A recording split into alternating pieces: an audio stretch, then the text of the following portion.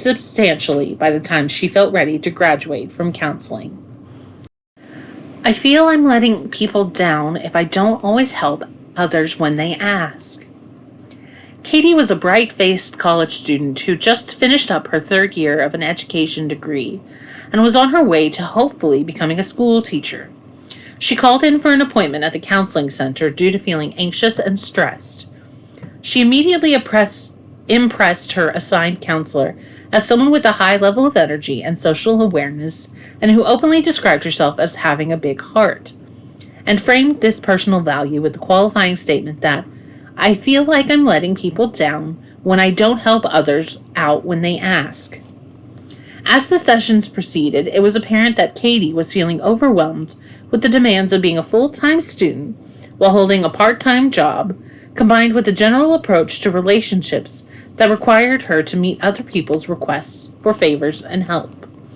She reported being particularly worn down by her overfunctioning in required group projects in her classes as she performed a greater share of the work than other members, who either pled ignorance or lack of technological skill, or just approach the projects with passive attitude that gives Katie the idea they will not complete their share. This seemed to be a template for almost all of Katie's relationships. All too frequently she did things for others, whether it be a long-term boyfriend, her younger sister, or just friends of her childhood, more than they felt compelled to do for her. This contributed to a general sense underneath that she was not important to others as they were to her. When this inequity was pointed out, Katie reverted to her belief that she should always help others when they ask, if she is going to remain a good person and a good Christian.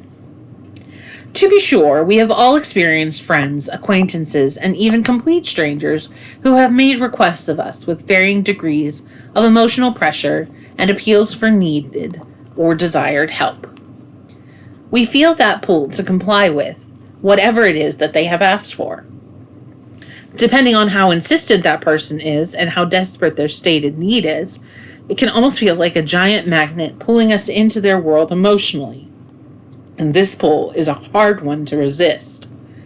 It's hard to say no in the face of an emotional appeal, not only because of the sales pitch as to why they need help in the first place, but also because it is a sometimes subtle and other times very clear and open appeal to our own goodness to come to the aid of someone else in need. Anyone reading this who has ever had small children can understand how powerful the emotional pull can be on us to do a favor, and how easily you can get completely sucked into just going along with whatever they want, just to avoid the necessary energy it would take to hold your ground and not be swept up in their emotional tornado of need. Other times it is an implied and much more adult version of this appeal that is more cognitive and comes across as, well, if you care about me, then you'll help me with what I need. Or, if you don't help me out, then we both will know you're selfish. Whatever the nature of the request was or how impassioned it was delivered, it is always hard at the core to resist any request others make of us, with the implied statements about our character and humanity, if we resist a completely reasonable call for help. This is even stronger if it is someone with whom we have a strong and personal relationship with, and we don't want to damage or don't want to offend. Other times, however, we are driven to offer help in situations that we are not specifically asked to give. We may see that someone is in need of help because of some glaring deficit in their life that is hard to overlook. Or we perceive that they simply aren't aware or capable of performing something needed for their own welfare. In Katie's example from her therapy session, she felt that some of her fellow students with whom she had been grouped with for projects were less talented or less capable than she was with technology, or perhaps struggled with the core concepts of the assignment. As a result, she felt she both had an obligation to fill in where her group mates either could not do or did not seem motivated to do, because it was always the right thing to do to help others. She also recognized that their lack of ability or motivation would negatively affect her grade if she did not increase her own investment. Either way, she felt that subtle call to give more of herself to others who gave less of themselves. And this is something that weighed on her over time, as it was just one more responsibility added to an already quite long list. If we accept the premise that all requests for help are exactly the same in nature and are all reasonably and good at face value, then how could you, in good conscience, refuse anyone who waved the white handkerchief? That is the central question at the heart of this statement about you should always help people, and one that we need to explore. Is everyone that asks you for help doing so out of an honest and pressing need? Are they approaching you from a sense of independence, where they have already exhausted their own resources, skills, and energy before asking for someone else to give over their precious and limited resources? Finally, is this thing they are asking for something that is morally good in and of itself, or something that will actually make their life better if you do this thing for them, or benefit their core character? The question is really whether all help really accomplishes any positive goal. As a friend of mine once asked, does it feel good or does it do good? This seems to be the core question at hand.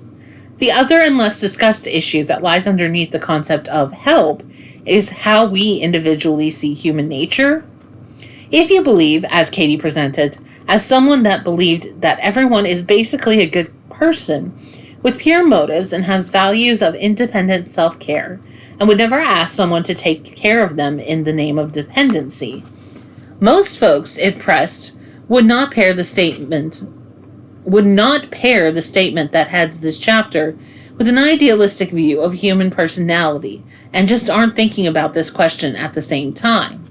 They are confronted with the generic concept of help, but if we force those two concepts to face off with each other, I find that few people will cling to an idealized view of people's behavioral core, instead of admitting that not everyone is asking for favors, time, or money for good reasons, or only asking after they have been responsible as they humanly could have been. My view of human nature is based on our roots as children. As I find myself saying to parents in session after session, children are consumers. That's who they are and what they do. By my experience, they don't just naturally evolve out of this constant childish neediness into some adult view of moderating one's own appetites and not wanting to take advantage of others out of some innate desire to make someone else play parent so they can continue living in the role of a consuming child. So then the question becomes whether someone is asking for your assistance because they want to be dependent and make you responsible for their needs and care. The next and obvious question is, are you contributing to the consumerism by giving this person what they are asking for? I recently heard a usually reliable and sensible pastor state in a sermon that he blindly gave a fairly large sum of money to a couple holding up a sign at a Walmart parking lot, stating that they were hungry and needed money for food, and that we were called not to judge or worry about what they do with the money, but only to respond with love and care. Frankly, this is a ridiculous stance to take on so many levels that it's offensive, and probably a sign that I need to send him a copy of this book, or at least this chapter. I've done enough time in social services to make an educated guess that the pastor's money went into buying some sort of illegal substance that would have been adjusted one way or another, paying off a gambling debt, or allowing the couple to avoid working honestly for a living. I've seen too many examples of this sort of behavior. There was a couple who panhandled regularly near my old office when I lived in Indianapolis, out by our main thoroughfare. This couple was well known by several of my clients who were police officers to be heroin addicts who collected a couple $100s a day to maintain their habit. Granting that there are quite a few people looking to feed destructive habits or irresponsible behaviors and lifestyles who hold these signs, don't we have an obligation to not contribute to the delinquency and destruction of someone else's character and personality, as well as their physical and emotional health? This seems like a foundational, if not admittedly a complicated issue that we need to confront instead of blindly feeling all help is needed and good to give. The issue of personal stewardship is an important one that I speak about frequently with my clients, and it is certainly appropriate to discuss here in this chapter. We all have a limited amount of emotional and physical assets at our disposal, and a limited amount that we can create over the course of a day, a week, a month, or over the course of our life. There is also a hierarchy of responsibility at work here. Your first responsibility, I would argue, is to your own personal health, emotional growth, well-being, and cognitive development. This is easily justified from both a spiritual and therapeutic perspective, in my opinion. I would argue that the core spiritual value in Christian faith is the transformation of your being by the Holy Spirit by moving away from an animal instinct and reactionary gratification into becoming an existential being capable of the empathy, morality, and vision of Christ.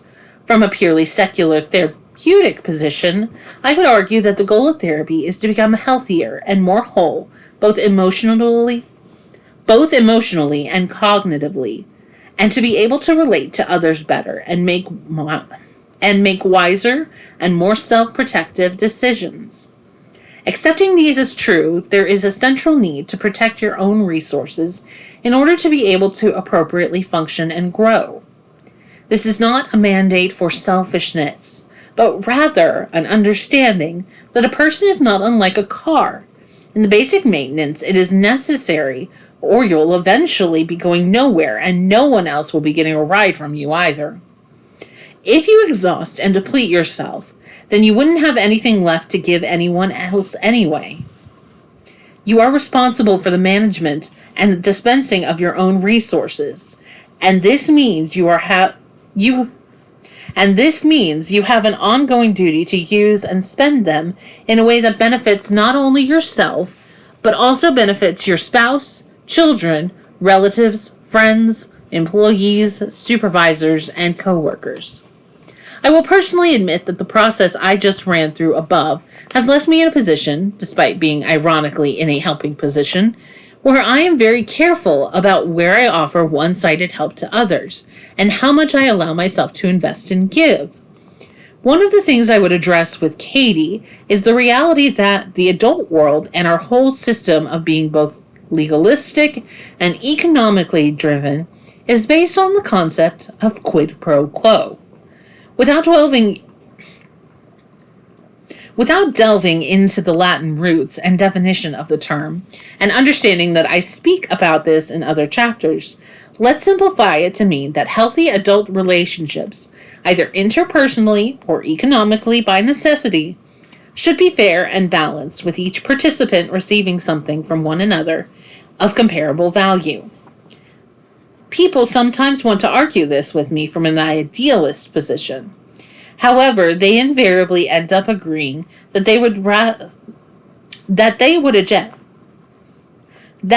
object if their employer cut their wages, yet still expected the same amount of production. Similarly, they would also agree that they would have severe marital problems if their spouse stopped reciprocating altogether, but still expected the same level of favors, care, and attention. The challenge I would have for Katie is whether she really believed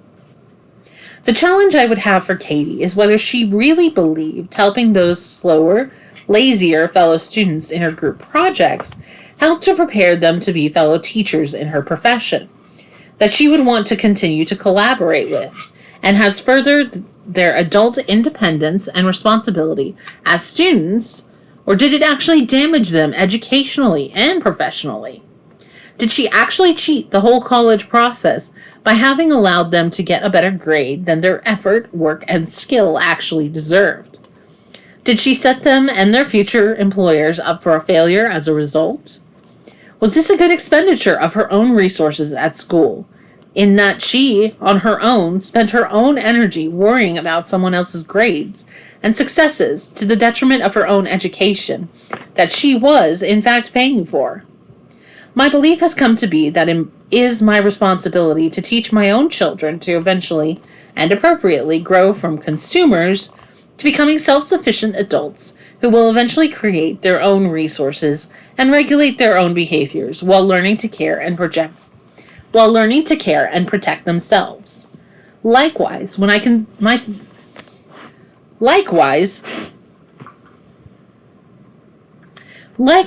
when I consider the subject of help, it is usually not a simple question. My goal would always be whether what I am asked to do furthers the requesting person's transition into being a more capable adult who can work, problem solve, and control themselves and their resources better, or will it allow them to retreat into a destructive, childlike position of dependence? I can certainly understand Katie's and others' dilemma and reluctance to jump into this deep set of considerations about what it truly means to help another human being fruitfully, and what effect it would have on ourselves, as it is a complicated and multifaceted question. Furthermore, it is a question that never has a paint-by-numbers set of answers that can always be applied in any situation, as each time the question is confronted, it requires an improvisational answer. This is probably why people would, in general, like to stay with the simple view of the issue and just endure the stress and frustration of believing and acting the same way Katie originally did. Reducing Katie's emotional exhaustion went hand in hand with reducing her accompanying anxiety and depressive symptoms, and required changing her view of relationships from a simplistic of absolute obligation based on fulfilling requests and demands. By instigating the essential question of whether a specific act feels good or actually does good in consideration when she was asked for help, Katie began to question whether spending her precious energy on a specific situation is a good investment rather than just being an automatic giving machine. Over time, her confidence began to rise in managing these requests, and she felt less altruistic about rushing to other people's aid and started to place a higher value on her own time, energy, and emotional capital. With this increased assertiveness, Katie also experienced a reduction in anxiety and has now become more intentional about these situations and people she does make an attempt to help, and feels much better about the higher percentages of success she experiences from her efforts as a result. She effectively changed what she told herself from, "I should help everyone that asks, and I feel guilty when I don't," to, "I will help those who truly cannot do it for themselves, and when it makes their lives better, and whom will appreciate it." Her relationships become much less one-sided and healthier as a result. Katie left therapy as a more confident, assertive young woman who was able to manage her emotional resources better and was capable of keeping from being overrun with the demands of others.